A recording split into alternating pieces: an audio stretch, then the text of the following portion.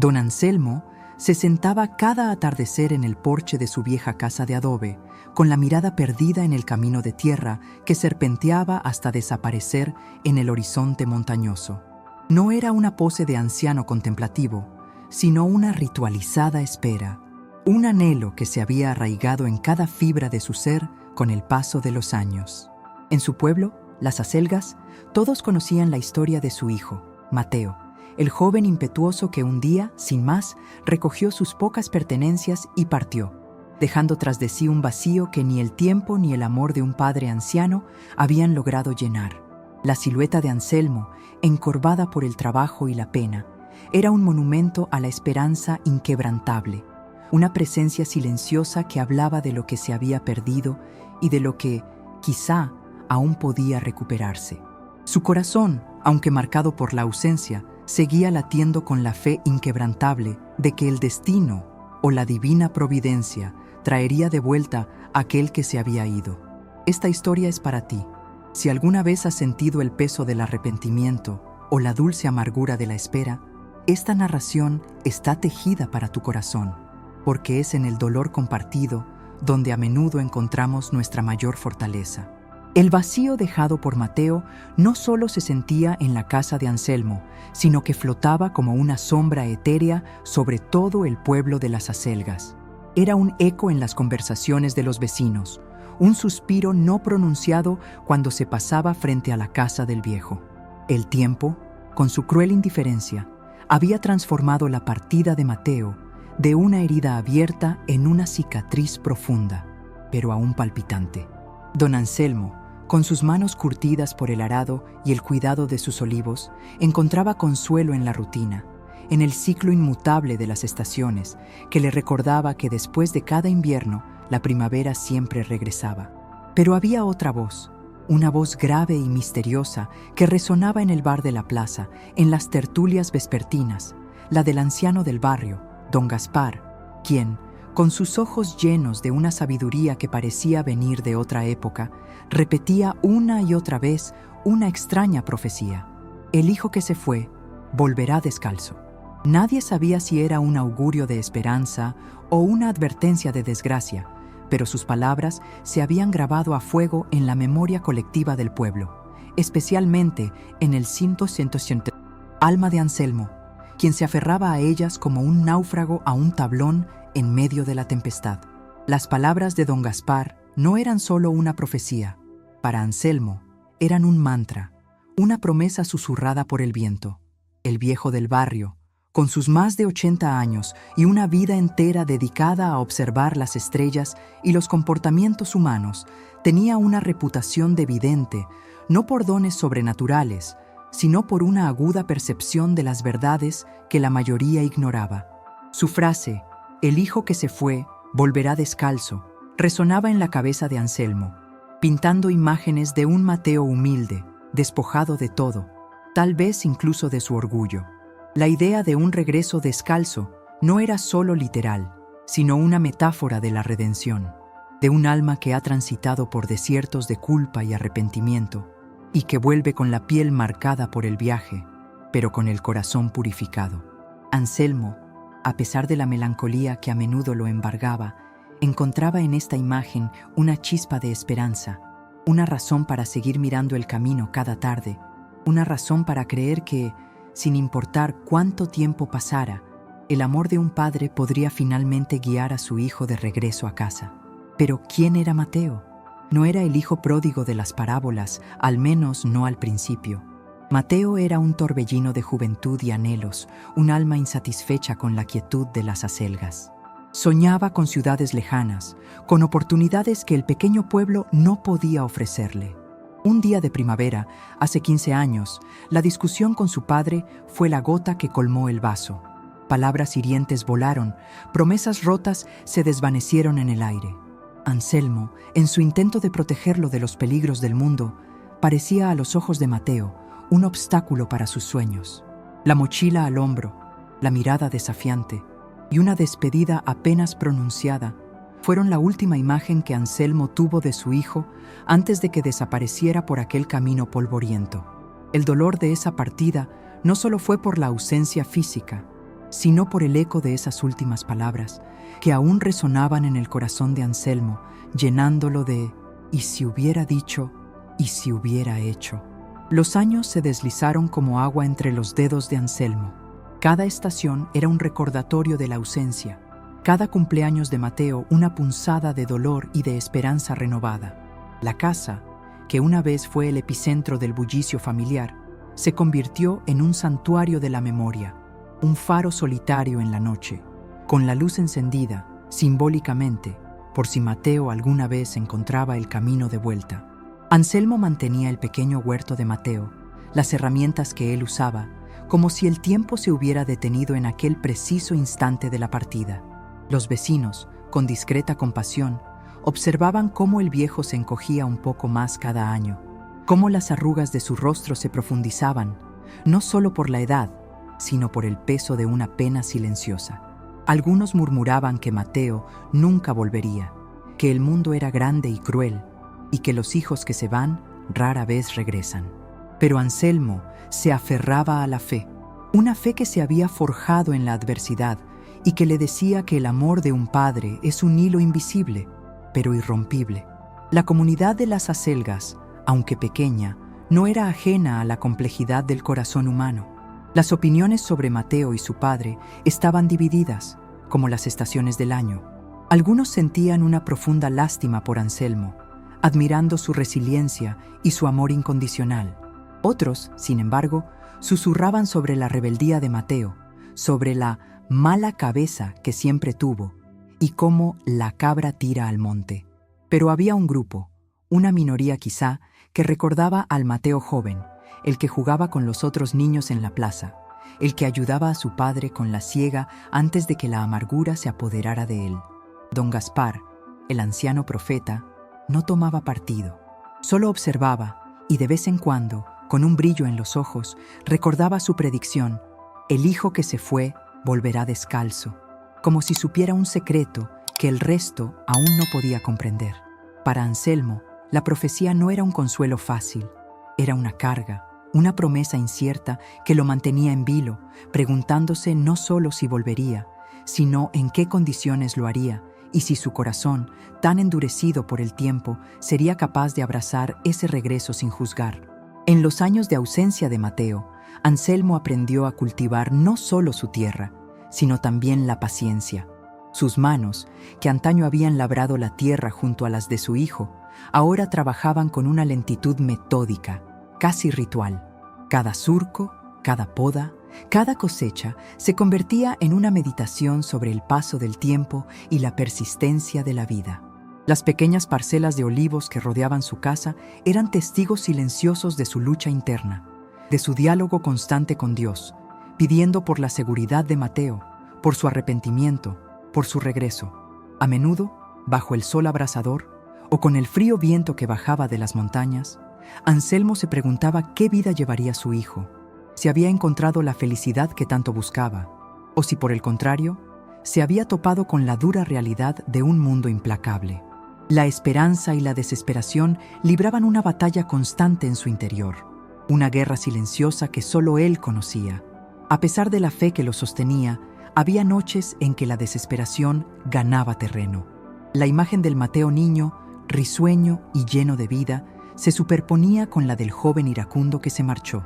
Anselmo se culpaba a sí mismo, repasando una y otra vez cada palabra, cada gesto, cada decisión que tomó como padre. ¿Había sido demasiado estricto? ¿Demasiado permisivo? ¿Demasiado ciego a las ambiciones de su hijo? Estas preguntas lo asaltaban en la soledad de su habitación, cuando el único sonido era el crujir de las viejas vigas de madera. Se aferraba entonces a su rosario, buscando en la oración un bálsamo para el alma, una certeza de que, aunque no entendiera los caminos de Dios, estos eran justos y misericordiosos.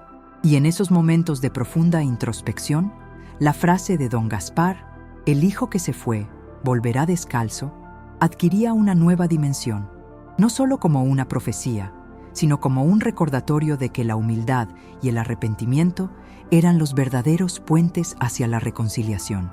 La mente de Anselmo era un laberinto de hubieras. Hubiera escuchado más, hubiera hablado menos, hubiera comprendido mejor sus sueños, no los suyos propios. Este autorreproche silencioso era un tormento constante, una carga más pesada que cualquier yugo de bueyes. Sus oraciones nocturnas se habían vuelto más fervorosas, menos un ruego y más un diálogo íntimo con lo divino, una búsqueda de la paz que solo el perdón podía traer. No solo pedía por Mateo, sino también por la capacidad de perdonarse a sí mismo, por la fuerza para aceptar lo que no podía cambiar y la sabiduría para reconocer lo que aún podía sanar. Su fe, más que una creencia dogmática, era un acto de resistencia, una elección diaria de no rendirse a la amargura. Era su ancla, su brújula en el mar de incertidumbre que era la ausencia de su hijo. Pero ¿qué del Mateo que se había ido? ¿Qué tipo de persona se había convertido? Anselmo se lo preguntaba a menudo. Recordaba a un niño con una curiosidad insaciable, con ojos brillantes que anhelaban explorar más allá de los límites del pueblo. Luego, la adolescencia había traído consigo una tormenta de rebeldía, una necesidad imperiosa de forjar su propio camino, lejos de la sombra de su padre y las tradiciones del campo. ¿Habría encontrado el éxito que buscaba? ¿O se habría topado con la dureza de un mundo que no perdona la inocencia? Anselmo imaginaba a su hijo en 1000 escenarios, un hombre de negocios, un artista, un vagabundo. En cada imagen intentaba encontrar un rastro de aquel niño que conocía, una señal de que el amor que compartieron no se había desvanecido por completo. La dualidad entre el Mateo del recuerdo y el Mateo imaginado era un reflejo de la esperanza y el miedo que habitaban en el corazón del viejo.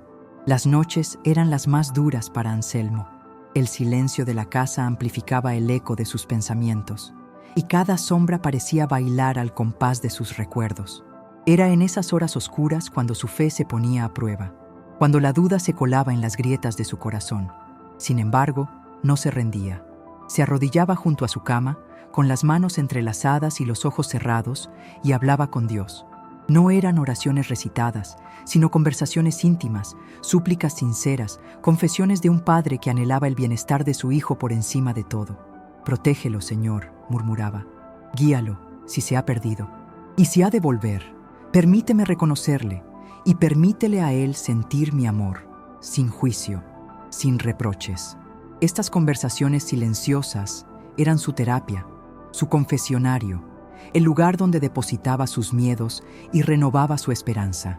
El contraste entre la dureza de la vida en el campo y la suavidad del amor paternal de Anselmo era evidente para cualquiera que lo conociera.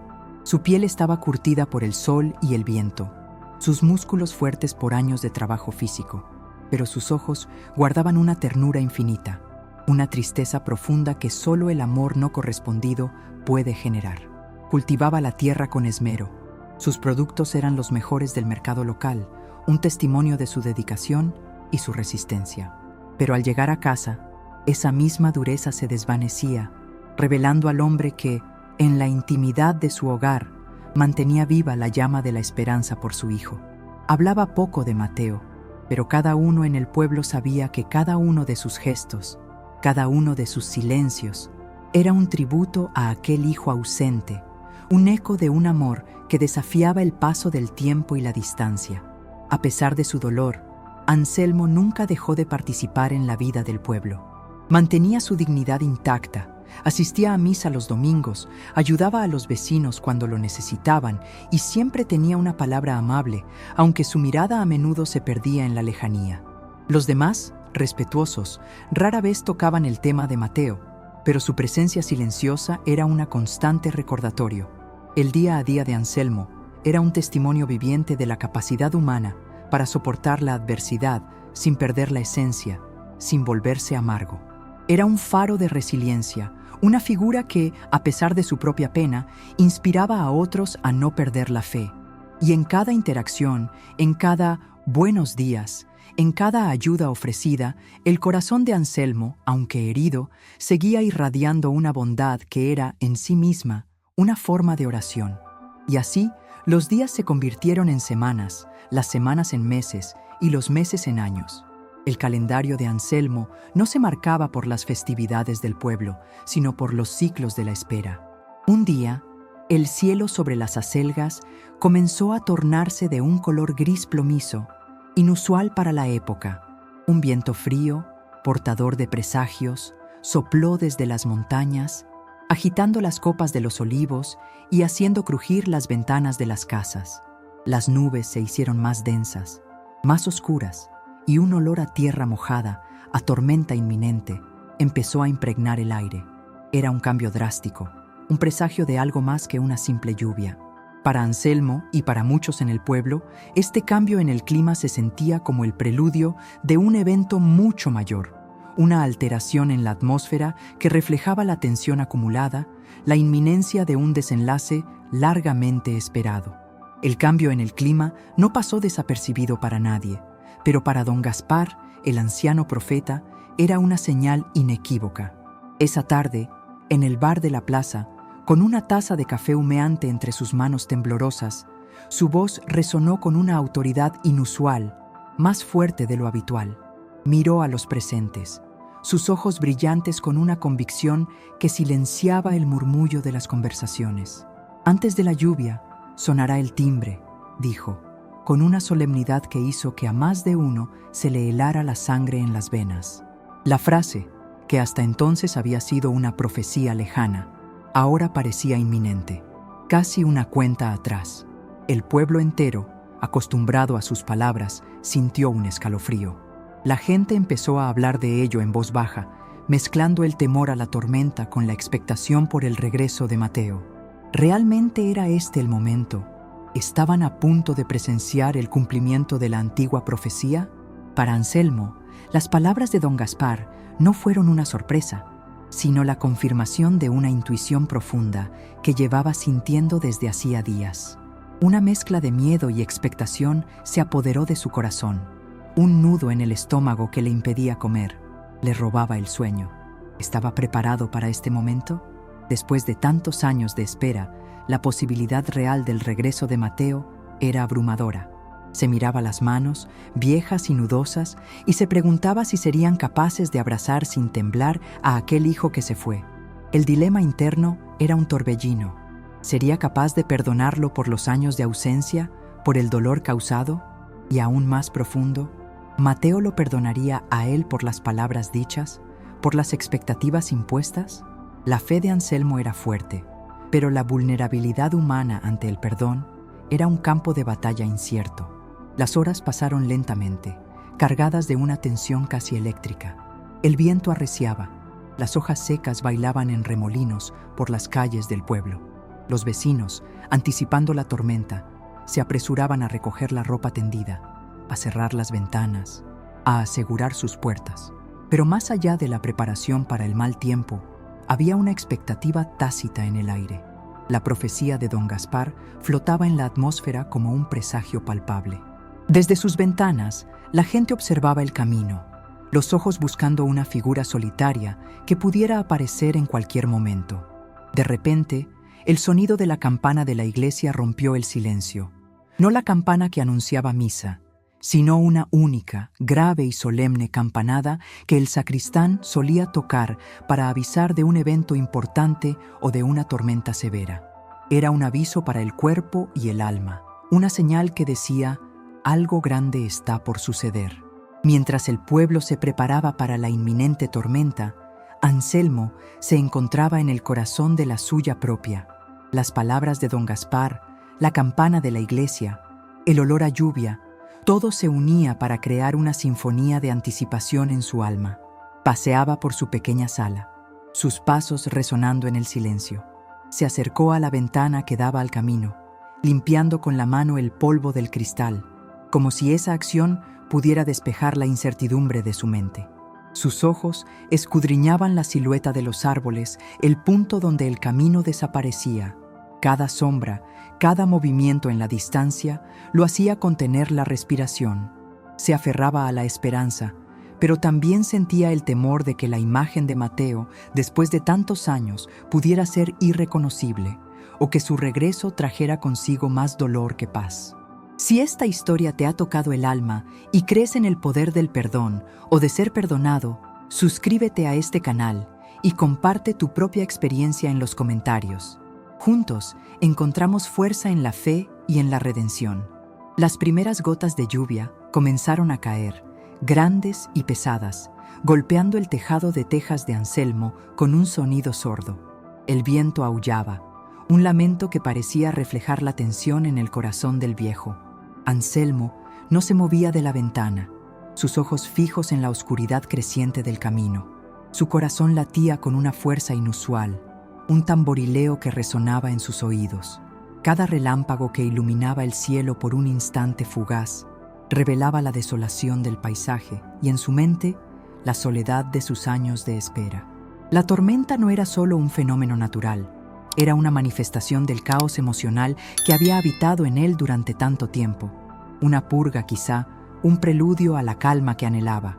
De repente, un sonido rompió el estruendo de la lluvia y el viento. Un sonido que Anselmo no había escuchado en esa casa en años. Un sonido que había creído olvidado. El timbre de la puerta. Su corazón dio un vuelco.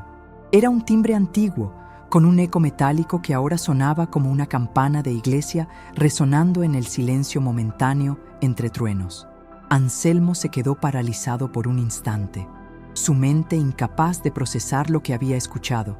¿Quién podría ser en medio de semejante tormenta y después de tantos años de no tener visitas inesperadas? La profecía de don Gaspar, antes de la lluvia, sonará el timbre, resonó en su mente con una claridad aterradora y esperanzadora a la vez. Anselmo sintió cómo cada fibra de su ser se ponía en alerta. Sus piernas, que normalmente se movían con la lentitud propia de su edad, ahora sentían una extraña mezcla de pesadez y urgencia. Lentamente, como si cada paso fuera un acto de fe, comenzó a caminar hacia la puerta. El sonido de su propio corazón era el único compañero en ese trayecto, un eco amplificado por la expectación. Cada paso era un recuerdo, un año de ausencia, una oración silenciosa. ¿Sería posible? Después de tanto tiempo, de tantas lágrimas derramadas, de tantas noches en vela, se detuvo frente a la puerta de madera oscura.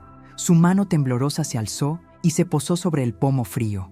Un profundo suspiro escapó de sus labios, una mezcla de miedo y de un anhelo tan antiguo como su propia alma.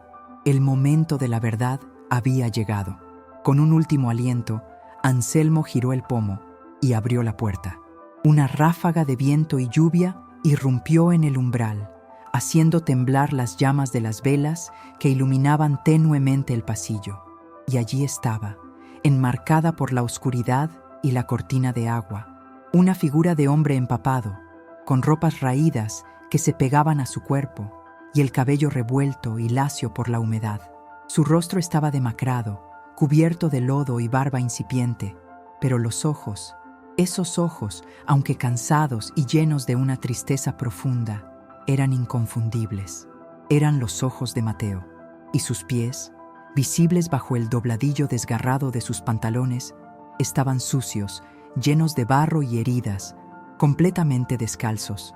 La profecía de don Gaspar se había cumplido de la manera más cruda y desgarradora posible. Un silencio espeso, más profundo que el estruendo de la tormenta, se instaló entre padre e hijo. Las palabras no eran necesarias, no al principio. Las lágrimas de Anselmo brotaron de forma incontrolable, surcando las arrugas de su rostro, mezclándose con las gotas de lluvia que salpicaban su piel. Mateo, con la cabeza gacha, apenas pudo levantar la vista para encontrarse con la mirada de su padre. Su cuerpo, aunque adulto, temblaba como el de un niño asustado. El viaje, la culpa, el arrepentimiento, todo estaba grabado en cada línea de su expresión, en cada herida de sus pies. Era un hombre roto, despojado de todo, excepto de la necesidad de volver a casa, de pedir perdón. Y en ese instante, en medio de la tormenta, el tiempo se detuvo y el mundo exterior dejó de existir para ellos, sumergidos en el crudo y honesto reencuentro de dos almas heridas. Las palabras finalmente brotaron de Mateo, apenas un susurro, rasgado por el dolor y la vergüenza. Padre, lo siento tanto, por irme, por el silencio, por todo. Su voz se quebró, y las lágrimas que había contenido por años finalmente corrieron libres por su rostro, mezclándose con la lluvia. Anselmo, sin mediar palabra, sin un reproche, sin una pregunta, extendió sus brazos. Un abrazo que había esperado 15 años. Un abrazo que liberó no solo a Mateo, sino también a Anselmo, de la pesada carga de la ausencia y la culpa. No había ira, solo un amor incondicional que trascendía el tiempo y el error.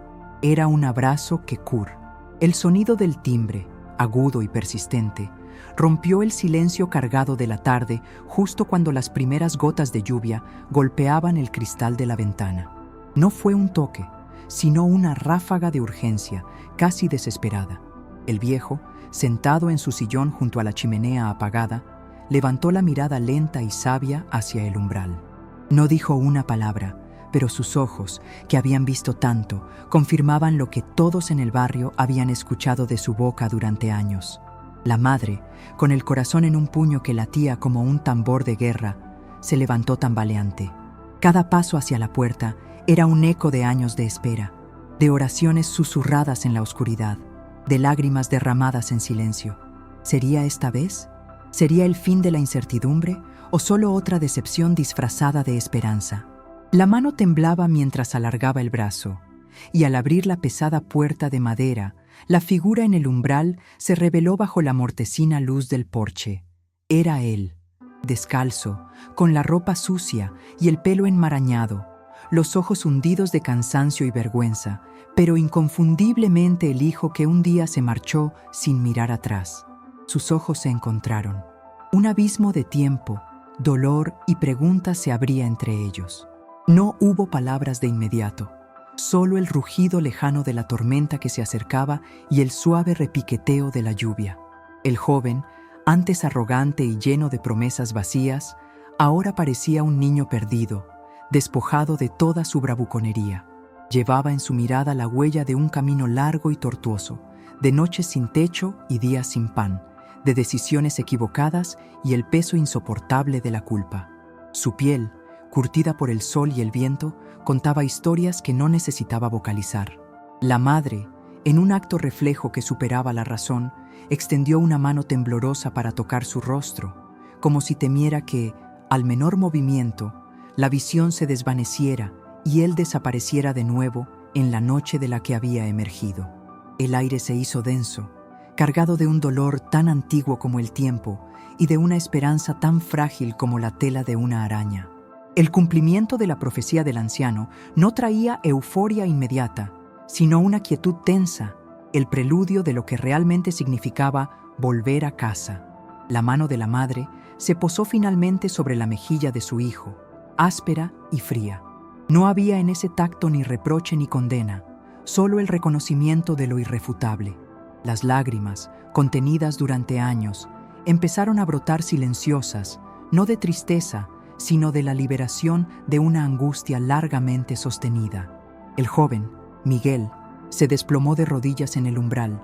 Su cuerpo temblaba con una mezcla de agotamiento y la abrumadora vergüenza que lo había perseguido desde que tomó la decisión de regresar.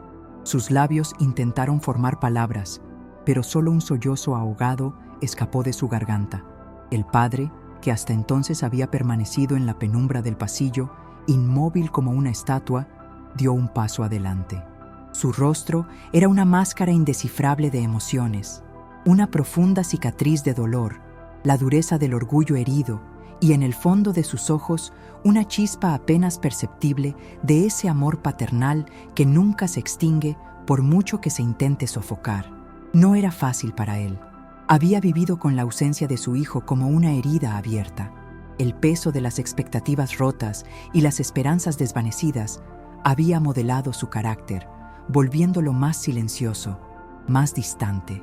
Ver a Miguel de esa manera, desvalido y humillado, removía en él una amalgama de sentimientos contradictorios. Quería abrazarlo, perdonarlo, olvidar los años de ausencia, pero también sentía la punzada de la injusticia, el recuerdo de las promesas incumplidas y la carga de los sacrificios no valorados. La abuela, desde la cocina, había escuchado todo. Su sabiduría silenciosa la impulsó a acercarse y colocar una mano firme sobre el hombro del padre, transmitiéndole sin palabras la necesidad de compasión. Era el momento de recordar que por encima de los errores, La sangre y el vínculo familiar tienen una fuerza que desafía la lógica humana. Era el inicio de un camino incierto, donde el perdón se sentiría como un lujo y la reconciliación, como una cima inalcanzable. La primera noche fue una sucesión de silencios incómodos y miradas furtivas. Miguel, bañado y con ropas limpias que le quedaban grandes, se sentó en la mesa donde tantas veces había compartido el pan, ahora con la cabeza gacha, apenas tocando la comida que su madre había preparado con manos temblorosas. El padre, por su parte, evitaba su mirada, conversando en voz baja con la abuela sobre temas triviales, como si la presencia de Miguel fuera una sombra incómoda en la periferia de su visión. Pero el peso de lo no dicho era insoportable. Finalmente, fue la madre quien rompió el hielo, no con un reproche, sino con una pregunta sencilla. «Hijo, ¿dónde has estado todo este tiempo?». La voz de Miguel salió ronca, casi inaudible. Contó una historia de trabajos precarios, de malas compañías, de decisiones impulsivas que lo llevaron por senderos oscuros. No hubo autojustificación, solo la cruda verdad de un joven que en su afán de libertad había tropezado una y otra vez, perdiéndolo todo. Admitió que el orgullo le impidió regresar antes, que cada fracaso lo hundía más en la espiral de la desesperación, haciéndole creer que no merecía el perdón ni el calor de su hogar. Sus palabras, entrecortadas por la emoción, revelaban una vulnerabilidad que nunca había mostrado. Había robado para comer, dormido a la intemperie, sentido la punzada del hambre y la soledad más profunda que un ser humano puede experimentar. Mientras hablaba, el padre lo observaba, y por primera vez, la dureza de su expresión comenzó a suavizarse. No era la historia de un villano, sino la de un alma perdida que había aprendido de la manera más dolorosa. La madre lloraba en silencio. Cada palabra de su hijo era una herida, pero también una confirmación de que el arrepentimiento era genuino. La verdad, por dolorosa que fuera, era el primer ladrillo en el camino hacia la reconstrucción, hacia la posibilidad de una nueva oportunidad.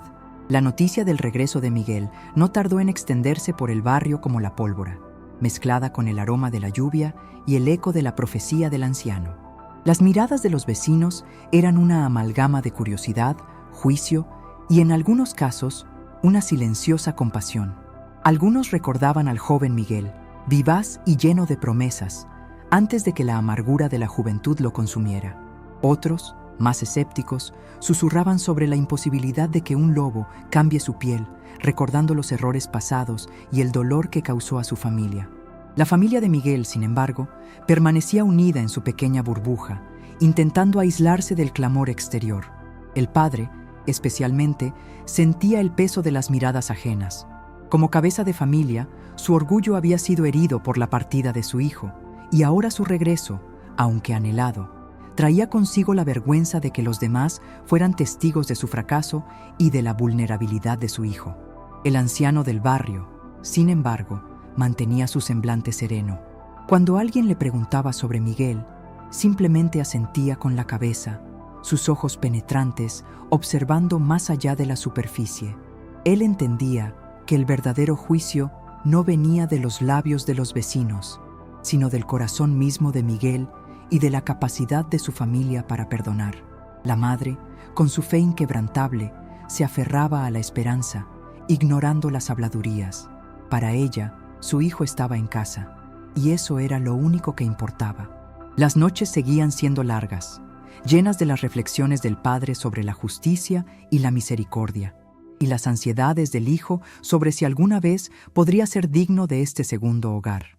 Pero en medio de ese torbellino de emociones, la familia comenzaba a entender que la verdadera reconciliación no era solo un acto, sino un proceso doloroso y lento que requeriría la fuerza de todos para sanar las heridas y restaurar la confianza perdida. Pasaron las semanas, y con ellas, la tensión inicial en la casa comenzó a ceder. No fue un cambio repentino, sino una transformación sutil, tejida con pequeños gestos. Miguel, que al principio se movía con cautela, como un intruso, empezó a ayudar en las tareas del hogar sin que se lo pidieran. Arreglaba el jardín, reparaba el techo que goteaba, se ocupaba de las pequeñas reparaciones que el padre, con los años, ya no podía hacer con la misma destreza. Una tarde, mientras trabajaban juntos en el huerto, el padre se detuvo, exhausto, y Miguel, sin decir una palabra, le ofreció su cantimplora con agua fresca. En ese simple acto, cargado de una sinceridad tácita, se produjo un quiebre. El padre bebió lentamente y al devolverle la cantimplora, sus ojos se encontraron con los de Miguel. No había reproche, solo una comprensión profunda que atravesaba los años de silencio y dolor. Esa noche, durante la cena, Miguel finalmente se atrevió a levantar la mirada. «Padre», dijo con voz firme pero temblorosa, «sé que mi ausencia les causó mucho dolor. No puedo borrar el pasado, pero prometo, con el corazón en la mano, dedicarme a reparar lo que rompí. Quiero ganarme su perdón, no solo pedirlo». El padre, en lugar de una reprimenda, asintió lentamente. «El perdón, hijo, no se gana con una promesa, sino con acciones y con un cambio sincero en el corazón». «Y eso, Miguel, ya lo estoy viendo». Era la primera vez que el padre reconocía explícitamente el cambio de su hijo, y la afirmación resonó en la habitación, llenándola de una paz que no habían sentido en años. No fue un abrazo apasionado como en las películas, sino un asentimiento solemne, una conexión profunda y silenciosa que marcaba el verdadero inicio del deshielo. Este humilde pero poderoso momento fue el verdadero punto de inflexión, demostrando que la reconciliación no necesita grandes gestos, sino la honestidad del alma y la voluntad de sanar, un paso crucial hacia la redención. A partir de aquel día, el camino de Miguel hacia la redención se convirtió en una demostración silenciosa de su arrepentimiento. Buscó empleo en el pueblo, aceptando el trabajo más humilde en la panadería local, levantándose antes del amanecer para amasar el pan, con las manos que antes se ensuciaron con malas decisiones, ahora dedicadas a un oficio honesto. Los vecinos, al principio escépticos, comenzaron a ver la transformación. Ya no era el joven arrogante que se fue, sino un hombre humilde, trabajador, con una mirada más serena y el peso de la experiencia en su semblante. Sus ingresos, por pequeños que fueran, los entregaba a su madre para ayudar con los gastos de la casa, un gesto que hablaba más fuerte que 1000 palabras de disculpa. La familia, poco a poco, volvió a encontrar su ritmo.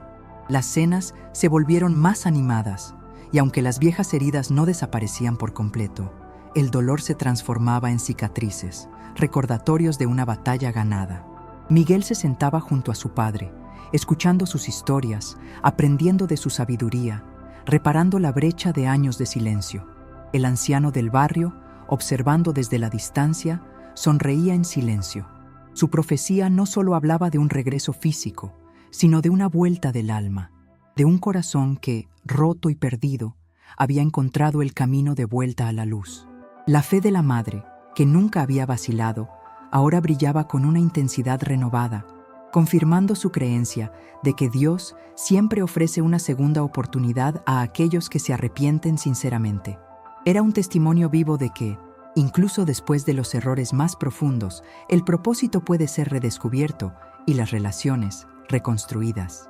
La casa, que una vez fue un refugio de tristeza y anhelo, se llenó de nuevo con la calidez del perdón y la promesa de un futuro donde los lazos de sangre y el amor incondicional demostraban su poder restaurador. El tiempo, ese sanador implacable, siguió su curso y con cada amanecer la familia de Miguel se reafirmaba en la creencia de que la verdadera redención es un viaje continuo, no un destino. La historia de El hijo que se fue y volvió descalzo se convirtió en una leyenda en el barrio, no como un cuento de advertencia, sino como un faro de esperanza. Miguel no olvidó el pasado, al contrario, lo llevaba consigo como una lección vital, una fuente de humildad y gratitud. Cada día era una oportunidad para demostrar que el arrepentimiento genuino transforma no solo al individuo, sino también a su entorno. El anciano, que una vez pronunció la profecía, ahora compartía sonrisas cómplices con Miguel, un entendimiento mutuo que trascendía las palabras, una confirmación de la sabiduría ancestral de que el corazón humano, incluso el más extraviado, siempre puede encontrar el camino de regreso. En sus ojos, y en los de la madre y el padre, se reflejaba la paz interior que solo se encuentra tras haber enfrentado la culpa y abrazado el perdón. La culpa se había transformado en un profundo arrepentimiento, que a su vez dio paso a una paz interior duradera. Esta familia, rota y luego reconstruida, se convirtió en un testimonio viviente,